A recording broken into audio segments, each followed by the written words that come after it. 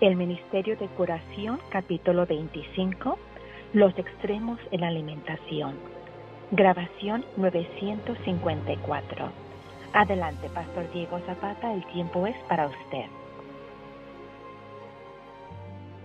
Bienvenidos, hermanos queridos. Como de costumbre es el saludo introductorio de un servidor. Antes de entrar en materia, vamos a elevar una oración a nuestro Padre Celestial. Bondadoso y eterno Señor, que moras en el cielo y que has prometido morar en nuestros corazones, que ardes de nobles deseos por estos tus hijos. Bendecimos tu santo nombre y reflexionamos tu presencia en nuestro corazón y en nuestro medio en esta hora, solicitando la ayuda divina de parte del corazón de un servidor y de todos los hermanos, y pidiéndote que estés aquí con nosotros y comparezcas a enseñarnos tu palabra por medio de tu Santo Espíritu. Guárdanos hasta que podamos llegar no solo al ideal que tienes para nuestra vida, sino también hasta tu misma presencia. Y por favor, Señor, consuela a los hermanos.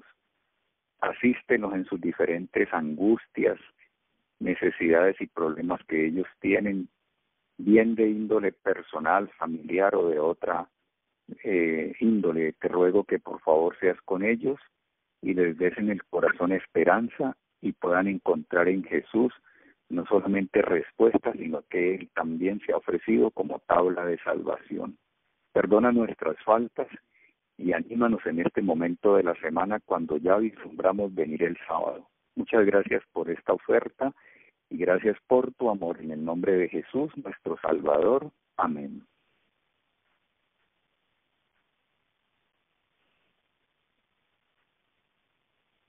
Muy bien, hermanos, entonces quisiera trasladar la siguiente impresión de la señora White. En el año 1868, ella escribió lo siguiente, repito, año 1868. Escribió y lo dirigió para algunos que eran defensores de la reforma pro salud. Pero ella se refirió a ellos de esta manera: eran extremistas y echarían a perder la reforma pro salud. Y luego dijo, su influencia disgustaría a creyentes e incrédulos. Muy triste esa condición, ¿no? Tal vez profesando encontrarnos dentro de la experiencia de ser verdaderos reformadores, de haber acariciado este mensaje de la reforma pro salud y de haber procedido, tal vez en el temor en el Señor, a hacer algunos ajustes en nuestra vida y en nuestra dieta, tener que caer en la penosa experiencia de recibir, pues esta no es justamente una advertencia, ni es tampoco un juicio, pero sí es una palabra de censura de parte del Señor. Si en algún momento de nuestra experiencia se demanda de nosotros que ya seamos personas maduras en todos los aspectos que tienen que ver con nuestro desarrollo del carácter y con nuestras vivencias de este mensaje, es ahora, porque estamos en las etapas previas al sellamiento. La lluvia tardía se apresta a venir sobre el pueblo. Estamos frente a sucesos que han sido anticipados por la palabra con mucho tiempo de antelación. Casi que nos encontramos frente a las leyes dominicales y el Señor está alistando un pueblo para que haga el fuerte pregón en esta hora final. Pero Dios va a escoger a todos aquellos que se dignaron escuchar. Yo no diría tanto ese imperativo de Mateo 5:48, sino más bien ese clamor del Señor, ese deseo, ¿no? Sed pues vosotros perfectos, como vuestro Padre que está en los cielos es perfecto. La palabra para perfecto en ese texto de Mateo 5, Sermón del Monte, que tiene un contexto donde se nos invita a amar al prójimo y aún a los enemigos y orar por ellos, distintivo, crucial, significativo de nuestra relación íntima con Dios y de que somos sus hijos, es que logremos desarrollar esa experiencia de tolerancia, de amor, de simpatía, diría yo, tener una mente plural. Perfectos, griego, teleios, significado maduros.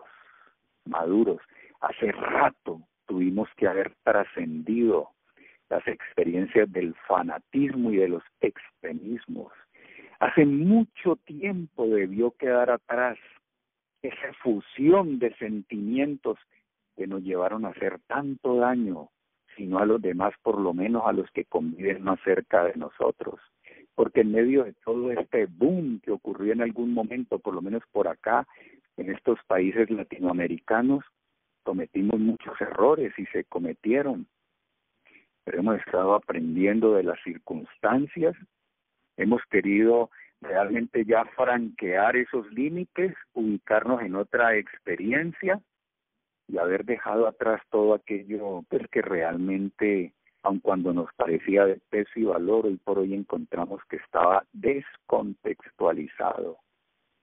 Necesitamos ser maduros, hermanos, tolerantes, perfectos, teleidos, plurales y admitir a todos. Hay muchos aspectos considerados en este capítulo que tienen que ver con el fanatismo en materia de alimentación y con los extremismos. Recuerdo uno, y no lo digo de manera peyorativa, ni sarcástica, ni crítica.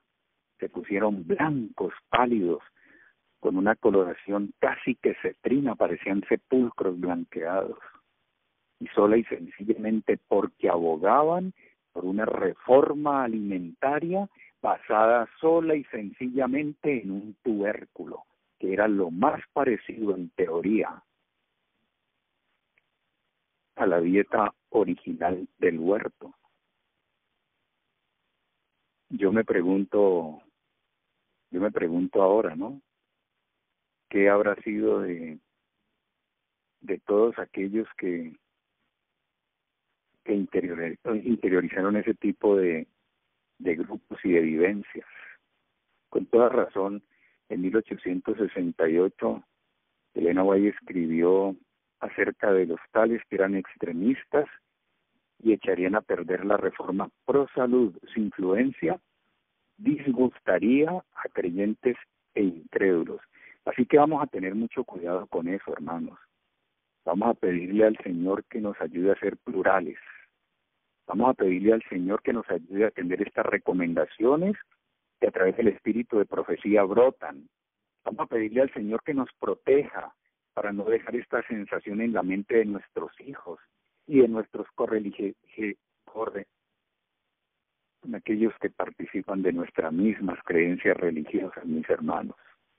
Vamos a pedirle al Señor que nos guíe en este asunto y podamos entonces nosotros pues considerar bien en qué experiencia nos encontramos.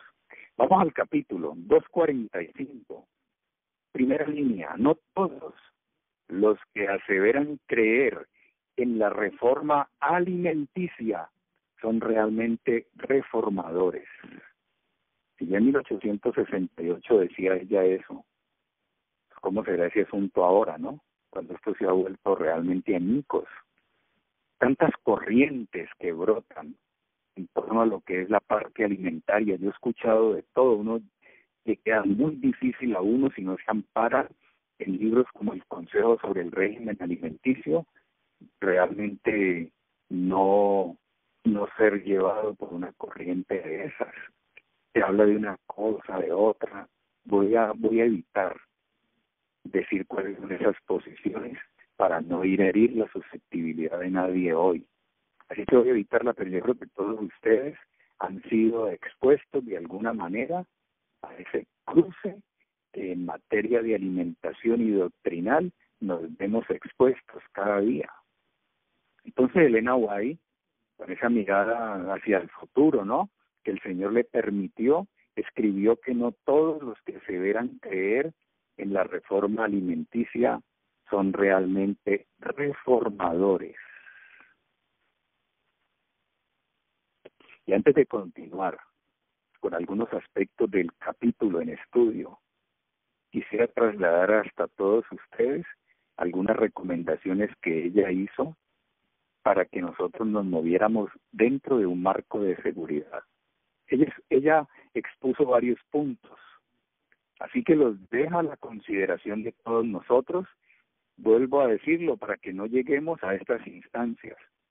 Primer aspecto, encuentren a las personas donde ellas están. Es decir, por favor, miren muy bien el contexto, la situación en la cual se encuentran las personas, para que tengan mucho cuidado para no imponer criterios. Ahora vamos a leer algunos aspectos de aquí del capítulo.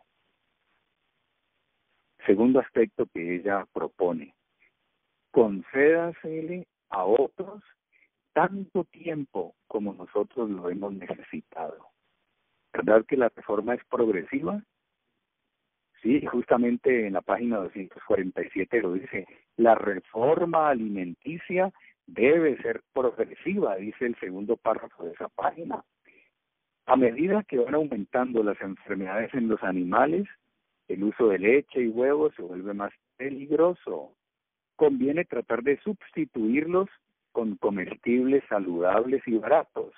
Hay que enseñar a la gente por doquiera a cocinar sin leche ni huevos en cuanto sea posible, sin que por esto dejen de ser sus comidas sanas y sabrosas.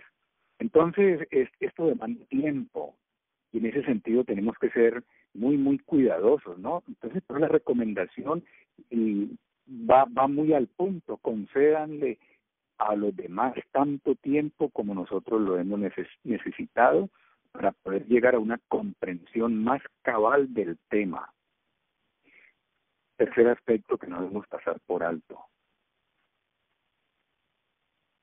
Dice ella, para su tiempo, un uso sin límite.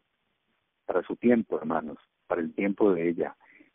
Sino que quiero tomarlo como punto de referencia para que saquemos una lección. Un uso sin límite, repito, de artículos como sal, azúcar y leche, como se estaba proponiendo en ese tiempo, es positivamente dañino a la salud, reconoce ella. Y si no se los usara para nada, se disfrutaría de un estado de salud mucho mejor. Pero luego dice, pero por el presente, dice ella, no nos preocupamos por esas cosas. Sal, azúcar, leche y mantequilla, y está hablando de su tiempo. Lo que ella quería era proteger el sentir de unos y de otros para que esto no fuera a degenerar en fanatismo y en extremos. Entonces, mientras la luz iba progresando, mientras se iba haciendo progresiva y se iba matizando, de verdad, tal como el Señor le estaba revelando, porque eso fue paso a paso, entonces el pueblo tenía que ser estrictamente cuidadoso para no apurarse ni apurar a la humanidad a llegar a puntos que podrían congestionar el aspecto nutricional y la vida de ellos. Entonces de allí se desprende otra recomendación, y nosotros podríamos tener eso en cuenta ahora. Con la gente hay que tener mucho cuidado, no les podemos quitar y eliminar, las cosas de un solo tajo. Hay que ir llevando esto de manera progresiva. Entonces, ella para su tiempo le recomendó a los hermanos que empezaban en este asunto lo siguiente: debido a que muchas personas se encuentran tan atrasadas en la reforma de la salud, ella les brindó este consejo: testifiquen positivamente contra las complacencias más dañinas y los narcóticos estimulantes, tales como el tabaco, los licores fermentados, el té, el café, la carne, la mantequilla, las especies y algún otro tipo de alimentos. Es decir, que en ese punto se podían mover con mayor seguridad. Son aspectos que dejó bajo estricta consideración de aquellos a quienes los estaba destinando, llegan hasta nosotros, simple y sencillamente para que sigamos la recomendación de ser muy cuidadosos. En este sentido necesitamos, repito, madurez espiritual. Necesitamos ese grado y ese margen de tolerancia que siempre tendrá el que ama a Dios y respeta a su prójimo y tiene la ley del Señor en el corazón. Nosotros nunca impondríamos lo que nos ha dado resultado, tal vez lo aconsejaríamos, lo sugeriríamos y muchas veces desde nuestro testimonio silencioso. Una vez establecidas estas pautas, entonces me permito tomar algunos puntos del capítulo. Primero, ¿en qué podría consistir esto de, digamos, de los extremos? Que nos haga a nosotros caer más allá de ser reformadores. Sería muy triste eso ahora, ¿no? Yo quiero ser un reformador, pero quiero ser coherente, quiero ser definido, progresista, pero coherente, hermanos. ¿En qué sentido? En que yo me mueva dentro de esa plataforma que establece la ética judeocristiana de amor a Dios y amor al prójimo. Una mente muy plural que se mueve en medio de todo sin contaminarse, hermanos. Para quienes el fin no justifica los medios, para quienes la ética de situación no existe, sino simple y sencillamente siempre de parte de lo recto. Y si las circunstancias lo permiten, con mayor razón, sin doblegarse, pero respetando profundamente a los demás. Óiganme lo que les voy a decir ahora, a ver si lo logran tomar bien. Voy a decirlo con gran distancia, hasta con un cierto grado de preocupación, para ilustrar lo siguiente. Una vez salí a hacer trabajo misionero con el grupo. No hacía mucho habíamos almorzado, porque nuestras experiencias misioneras eran en el horario de la tarde. Llegamos a una casa donde nos atendió un ingeniero, un hombre que tenía afiliación a otra religión, pero un hombre supremamente pulcro, un hombre culto. Qué talante el de ese hombre. Tenía un problema físico y es que era casi invidente. Así que tenía una persona que le servía y era hombre de sociedad, era verdaderamente un hombre ilustre, honorable. Nos recibía con qué cariño, ¿no? Con qué amplitud dentro de su casa. Y yo recuerdo que eso era finalizando el año, la persona que le asistía y le ayudaba, lo ayudó a dirigir también hasta donde estábamos esperando por él, nos atendió de una manera muy generosa y luego sirvió para nosotros algunos platos con un cariño desbordante que se le sentía hasta por los poros, y fue puesto todo eso ahí. Yo iba con un hermano que tenía un poco de más trayectoria y experiencia que un servidor, y un grupo de jóvenes susceptibles de ser enseñados dentro del asunto del equilibrio que esto debe tener y también de esa cierta condescendencia como el cielo le enseña. Habíamos almorzado poco, enseñamos que comidas fuera de los horarios regulares es intemperancia y puede ser glotonería. Y no apoyábamos desde la fundación nada que tuviese que ser con comidas fuera de esos horarios puntuales. Pero había que hacer aquí un acto de condescendencia. Y él me volteó a mirar y me dijo: hermano Diego, hay que proceder.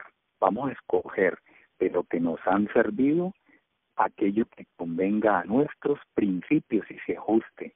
Lo que no, lo hacemos a un lado con mucha cautela, muy tácticos para no herir a nadie. Y le hicimos una mirada así muy sin que él lo notara al grupo, y ellos procedieron. Un servidor se abstuvo, sosteniendo como argumento que a mí comer fuera de los horarios regulares es como si me mataran, me pusieran una bomba. Así que me apoyé en mi situación de salud y de discapacidad, él lo entendió y ellos procedieron y todo cursó dentro de los límites, todo cursó bien, Fue una tarde realmente inolvidable, pues me permite después de tantos años traerla al recuerdo. No fue igual otra vez que salí con otro grupo de jóvenes, el grupo era distinto y llegamos a un sitio y yo recuerdo cómo ofrecieron algunas cosas. Yo les dije hay que participar con moderación, con cuidado para no herir a estas personas que lo hacen con cariño. Y sirvieron algo, hermanos, que no se ajustaba. Y algunos de ellos tomaron de eso y cuando les repitieron, cuando les pidieron que si querían repetir, dijeron que sí. Son dos cosas muy distintas, la condescendencia y la complacencia. Así que en ese punto tenemos que ser cuidadosos. Yo quiero insistir, hermanos, aun cuando raye en redundancia, necesitamos ser maduros.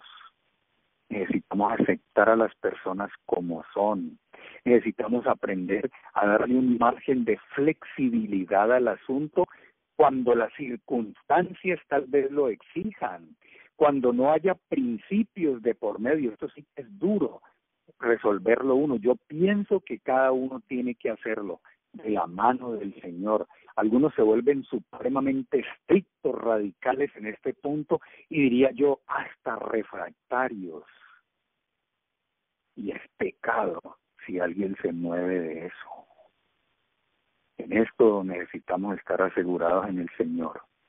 Yo quiero ser un reformador, pero no un extremista, ni tampoco un hombre laxo, lábil, que se deja manejar por las circunstancias. En este modelo educativo en el cual el Señor nos tiene incluidos, bendito sea Él va a enseñarnos cómo manejar, como Él se manejó ante la pesca de Galilea y ante los pescadores que no tenían otros valores sino Él.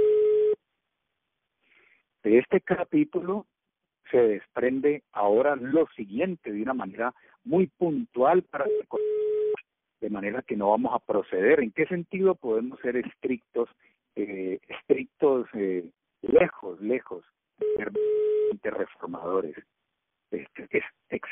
estrictos fanatistas o fanáticos, llevadas las cosas lejos del contexto? Primer párrafo, 2:45. Descartar ciertos manjares malsanos, es verdad, pero sin entender bien los principios fundamentales e incluir algunas otras cosas que no son buenas para la salud. Y ese párrafo termina diciendo ya sí, para que nosotros cuidemos esto y lo revisemos. Esas cosas distan mucho de ser templanza y moderación cristiana. Evitan, por decir algún ejemplo, comer productos de origen animal, pero comen azúcar, sal y refinados hasta desbordar. ¿Hay templanza? ¿Hay moderación? En este sentido podemos estar vagando ya un poco más allá de los límites que se le ha impuesto por medio de la palabra a los que son verdaderos reformadores, hombres que se encaminan al ideal para tratar que todas las categorías del ser alcancen el mejor desarrollo. Punto 2. Página 245, párrafo siguiente, dice otra categoría de personas en su deseo de dar un buen ejemplo se van al extremo opuesto, como por ejemplo, lo que comen no les suministra los elementos necesarios para obtener buena sangre. Su salud se resiente, su utilidad se menoscaba y con su ejemplo desprestigian la reforma alimentaria en vez de favorecerla. Deshonra a Dios esto. Sí, siento decirlo y con tristeza lo hago, que hay hermanos que pretenden estar en una esfera superior de desarrollo y crecimiento, de experiencias.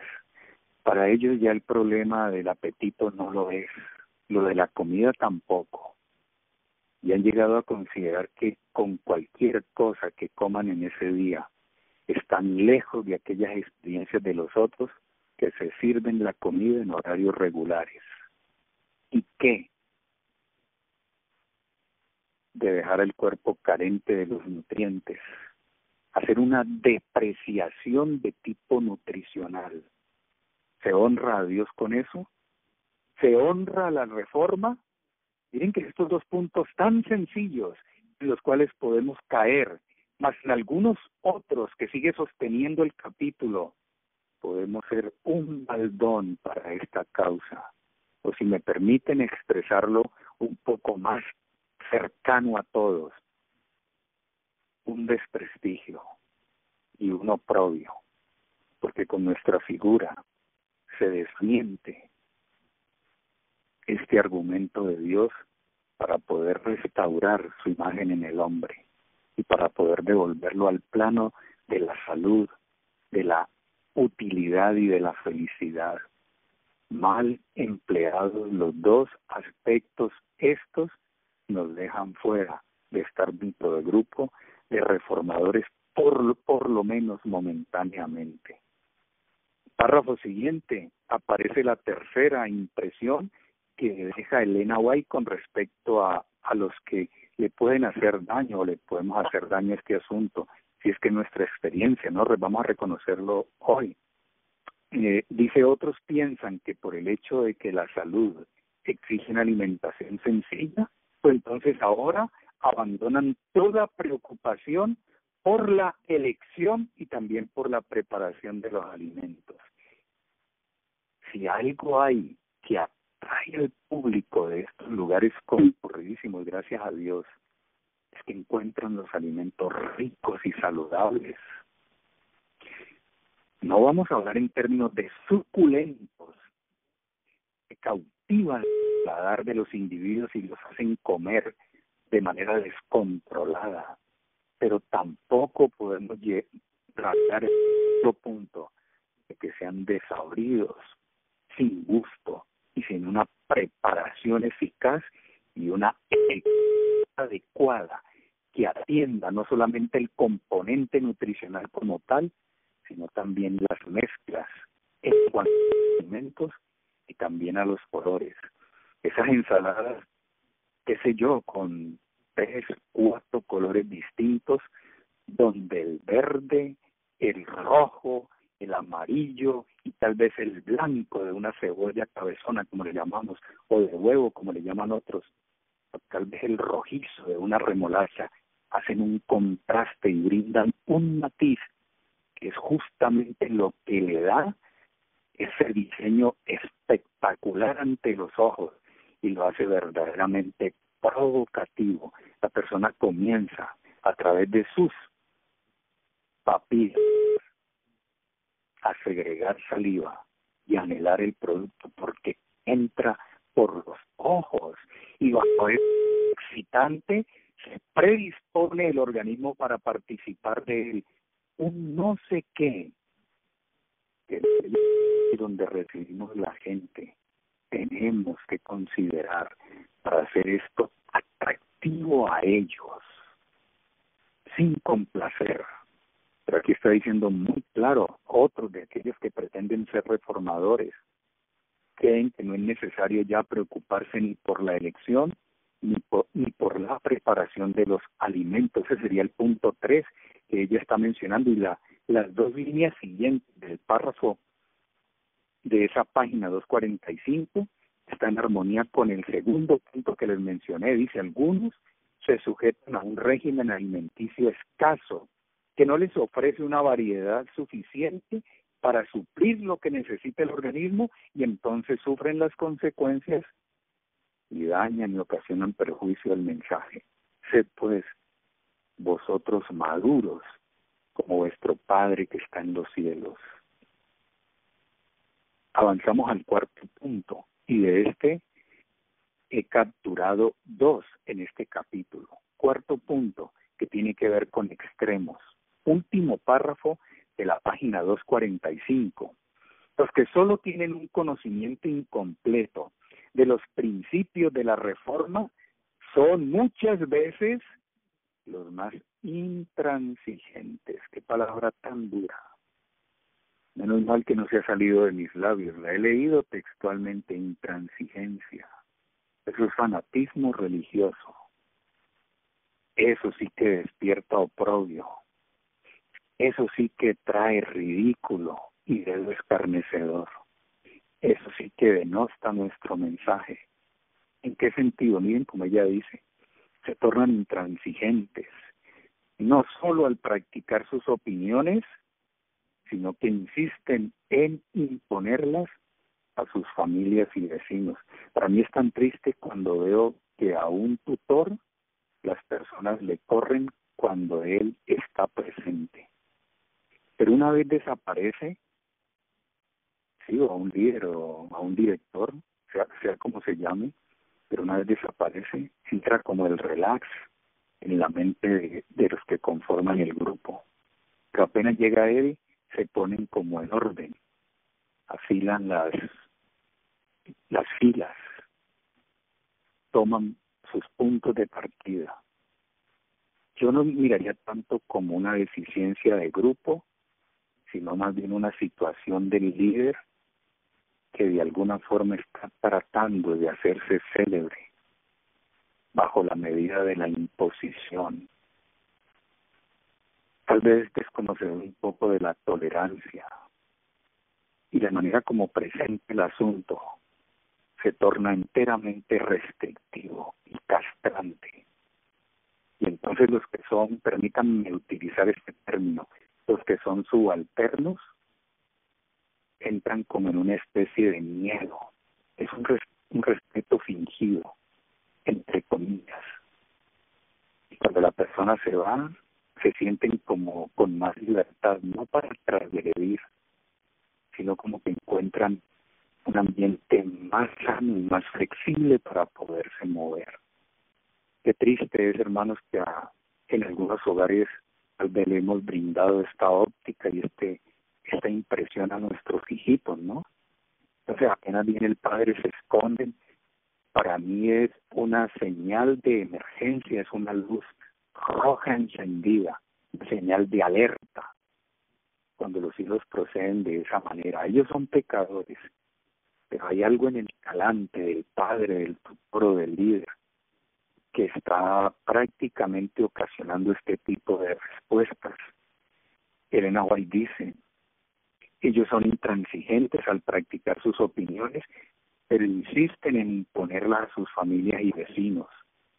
Efecto de sus malentendidas reformas, tal como se lo nota en su propia mala salud, bueno, con este agravante, ¿no?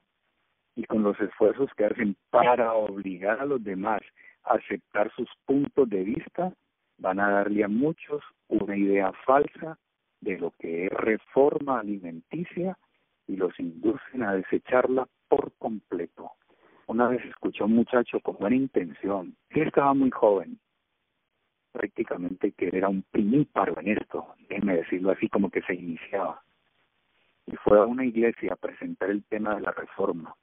Tenían un punto de estos llamados puntos de avanzada de un restaurante, y cuando tuvo que hablar acerca de los productos de origen animal, y en este caso se refirió a los huevos, les llamó los óvulos de la gallina, y generó un malestar que se sentía en el ambiente, sino en el rostro de los hermanos que se sintieron muy, pero muy flagelados con una posición de esas. Luego lo vi salir y casi que con un gesto medio triunfal consideró que había sido claro, explícito, porque a la gente hay que ayudarla a que abandone, así sea por la fuerza, sus determinismos.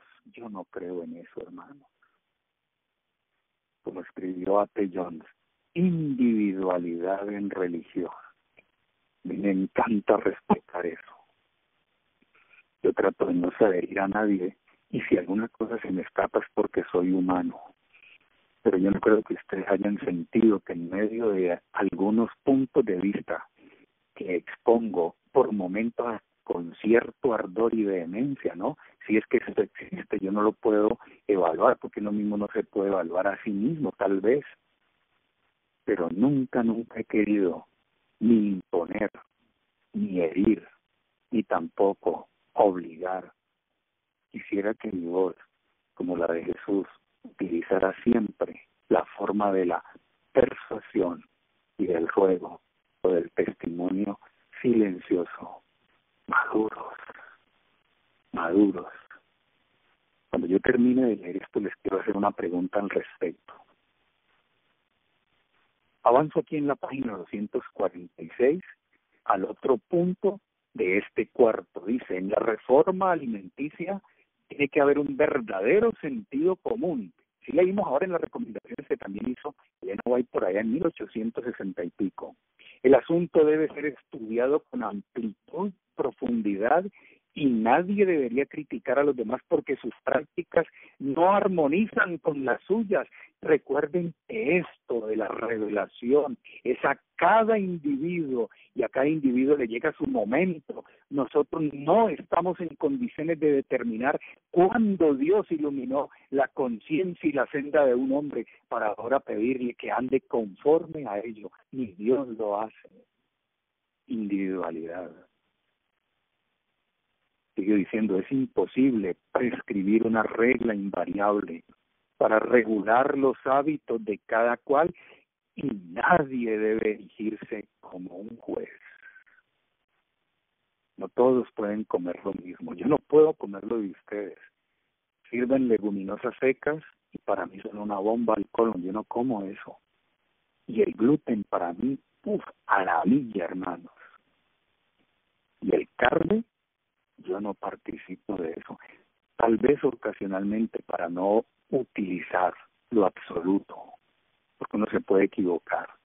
Podría hacerlo ocasionalmente, pero no es parte de mi programa regular. Pero ni siquiera hablo del asunto. Hay hermanos a quienes les encanta el gluten. Yo respeto eso y vivo su experiencia. Vivo la mía al lado de la de él, sin levantar ninguna cortapisa que nos separe de tener comunión con el Altísimo, mis hermanos. Así las mesas sean servidas de manera diferente. Entonces he llegado a mi propia familia y tienen arroz blanco y yo no participo de eso, casi en términos generales. Pero ¿y cuál es el problema?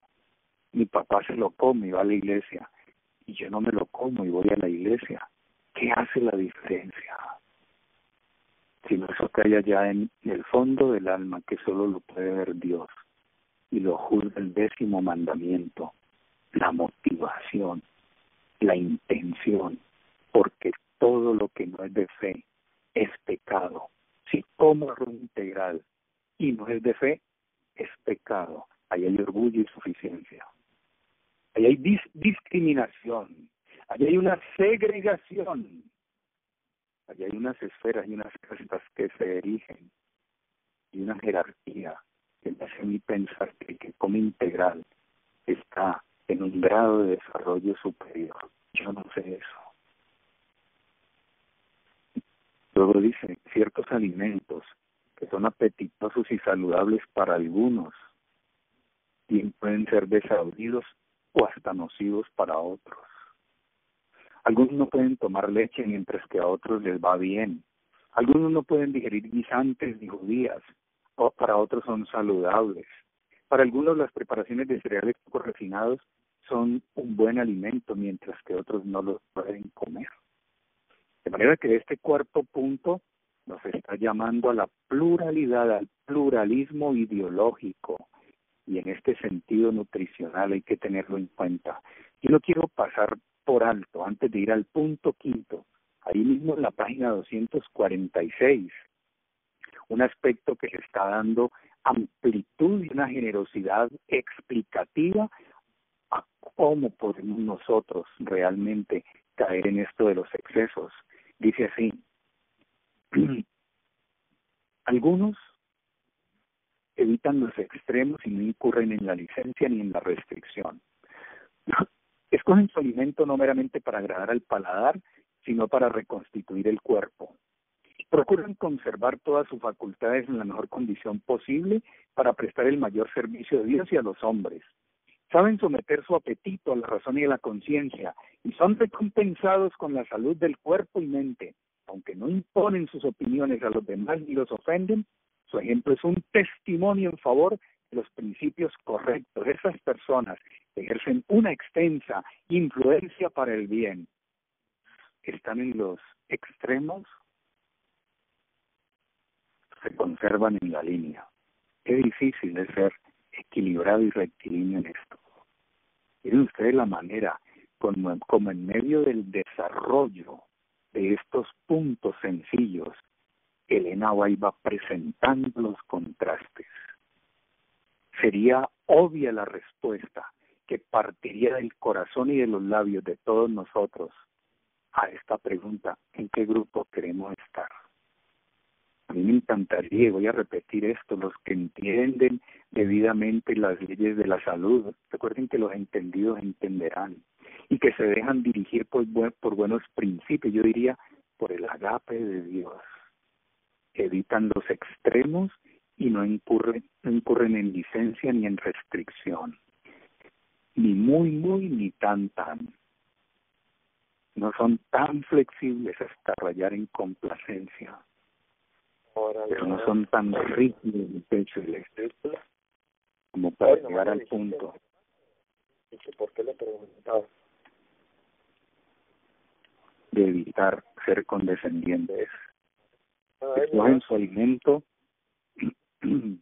no meramente para agradar al paladar, sino para reconstituir el cuerpo. Procuran conservar todas sus facultades en la mejor condición posible. Y ustedes pueden seguir leyendo ese párrafo que es verdaderamente hermoso y que hay que tener en cuenta. Tengo 2 puntos más, apreciados hermanos. En la página 246, último párrafo, dice esto que debemos tener muy, pero muy en consideración. Los que viven en regiones pobres, poco desarrolladas, donde escasean frutas oleaginosas, no deben sentirse obligados a eliminar de su régimen dietético leche y huevos. Verdad es que las personas algo corpulentas y las agitadas por pasiones fuertes deben evitar el uso de alimentos estimulantes, especialmente en las familias cuyos hijos son dados a hábitos sensuales. Debe proscribirse el huevo. Pero hay que tener en cuenta, repito, las condiciones en las cuales se encuentran los individuos y no olvidar lo que dice la página 247, segundo párrafo: la reforma, hermanos, debe ser progresiva. Es cierto que a medida que va aumentando la enfermedad del animal, el uso de esos productos hay que irlos descartando, pero no podemos imponerle de entrada esto a la gente. Y el punto número 6, ahí en esa misma página, dice: la costumbre de comer solo 2 veces al día es reconocida generalmente como un beneficio para la salud. Pero no podemos hacer tanta doctrina de este punto, ¿no? Miren cómo dice luego: sin embargo, en algunas circunstancias habrá personas que requieran una tercera comida, que eso sí deberá ser ligera y de muy fácil digestión. Si yo soy dado a los ayunos, pues esa es mi experiencia. Si yo me proscribo de la dieta y el régimen, la tercera comida, esa es mi experiencia y la disfruto.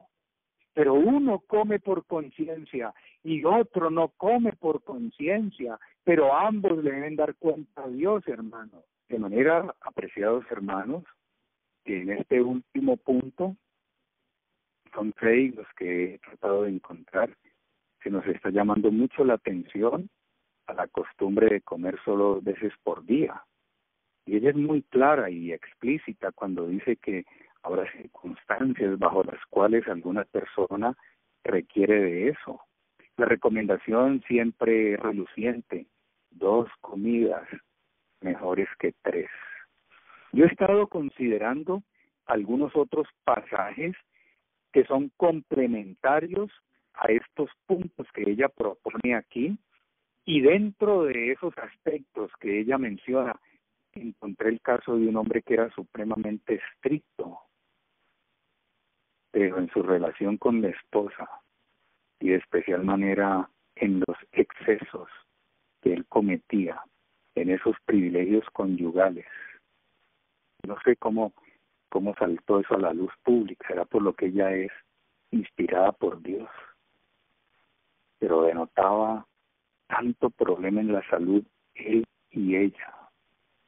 Y estos principios que había abanderado y que a viva voz los proponía y hasta trataba de imponerlos dentro de su hogar, fueron verdaderamente un oprobio para la causa. Yo quiero levantar la pregunta nuevamente aquí, hermanos. En este punto de nuestro desarrollo como vegetarianos, en este momento de nuestra experiencia con el Señor y la palabra, ahora cuando realmente se están decidiendo los destinos de los hombres, en este aspecto, hemos encontrado ya vías que nos ayudan a superar aquellos momentos difíciles cuando realmente nosotros hemos denegado con nuestra experiencia el mensaje y le hemos quitado lustre y brillo. La pregunta más bien sería, ¿hemos madurado? ¿Somos peleios? ¿Pues vosotros maduros? La palabra griega es peleios, la palabra hebrea es tam. Siempre ponemos lo espiritual por encima de los goces temporales, siempre de parte de Dios, siempre respetando al otro, o a pesar del paso del tiempo. Y cuando ya prácticamente en fase de desenlace y de culminación nos encontramos, ¿será que nosotros, en lugar de estar en la experiencia de madurez espiritual también en esto, todavía nos encontramos en ciernes? Es decir, en sus estadios que son como primordios o iniciales en todo esto. Ya deberíamos haber superado muchas de esas cosas. Y para concluir, hermanos, el Señor nos guarde para que podamos mantenernos en la tónica. Estas recomendaciones finales de este capítulo pueden ser medidas de prevención. 2:48, último párrafo, recomienda: fijaos con cuidado en vuestra alimentación, estudiad las causas y sus efectos, cultivad el dominio propio, someted vuestros apetitos a la razón, no maltratéis vuestro estómago recargándolo con alimento, pero tampoco os privéis de la comida sana y sabrosa que necesitáis para conservar la salud. La estrechez de miras de algunos, que se llaman reformadores, ha perjudicado mucho la causa de la higiene. Y la última parte de este capítulo dice: la reforma higiénica está basada en principios amplios y de mucho alcance. Nosotros con nuestra mente finita no podemos empequeñecerlo. Cada uno de ellos, con miras prácticas y estrechas, sostiene y concluye: pero nadie debe permitir que el temor a la oposición o al ridículo, o el deseo de agradar a otros, o influir en ellos, que aparte de los principios verdaderos, o le induzca a él y a otros a considerarlos livianamente. Eso es otra cosa. El hombre de Dios no se mueve, pero es amplio y generoso para considerar a los demás. ¿Sabe en qué momento puede hacer la condescendencia que no le lleva a la violación de principios? Y sabe cuándo esperar que esa palabra que le dio socorro a la hueste hebrea en tiempo de crisis, cuando peregrinaban por el desierto y se había agotado todo sustento, también le dio un respiro y un alivio a nuestro bendito Salvador en tiempo de crisis y en momentos extremos. Prefirió la manifestación de la voluntad de Dios antes que moverse un ápice. ¿Cómo encontrar esa experiencia en nosotros? Solamente bajo la alianza del Espíritu. Pueblo, el nombre escogido para esta red es: despierta, pueblo mío. Hermano, despiértate temprano, tú que duermes, y aproxímate a Cristo, y te levantará de los muertos. Busquemos al Señor hoy mientras puede ser hallado. Hoy es el día de nuestra salvación, hermanos.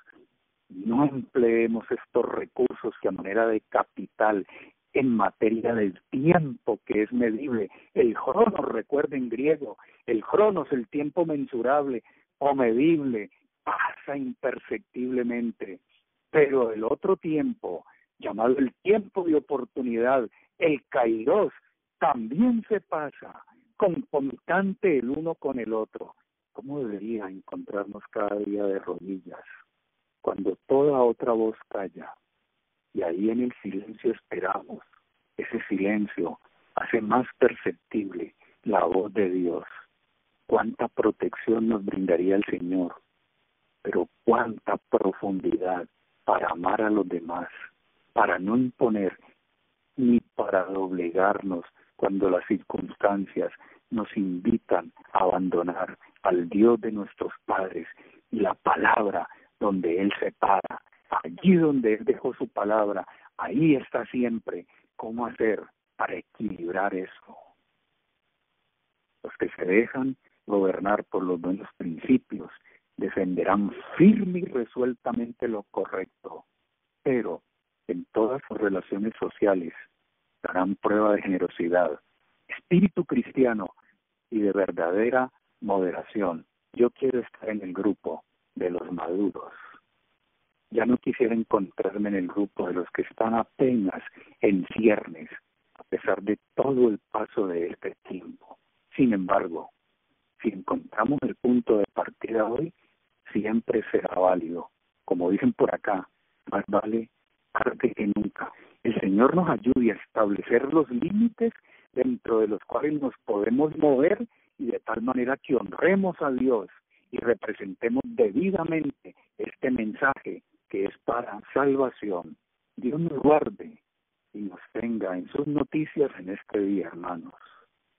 Apreciado y amante Padre Celestial, gracias por tu palabra, Señor, y gracias no solamente por recordarnos esto, por advertirnos, por prevenirnos, sino también por perdonar nuestros excesos, los estadios profundos a los cuales tal vez hemos caído como consecuencia de un fanatismo. Si esto ha sido así, ayúdanos, Señor, ilumina esta conciencia, clarifica estas cosas en el corazón y ayúdanos a ser representantes tuyos, no cañas mecidas por el paso del viento, sino hombres y mujeres que no se compran ni se venden, pero que aman indeciblemente el mensaje, y también a los hombres que son susceptibles de ser también salvados y redimidos. Te lo agradecemos y pedimos todo en el nombre de Jesús. Amén. Amén.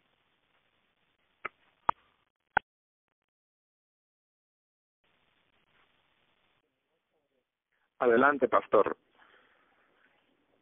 Sí, muy bien. Hermanos, el propósito original de Dios, tal como se revela en Génesis 1 y 2, debería ser el marco de referencia más seguro para nosotros desarrollar todo lo que son nuestras convicciones y nuestras doctrinas. Para nosotros sigue gozando de credibilidad ese aspecto de la Biblia, Génesis 1 y 2.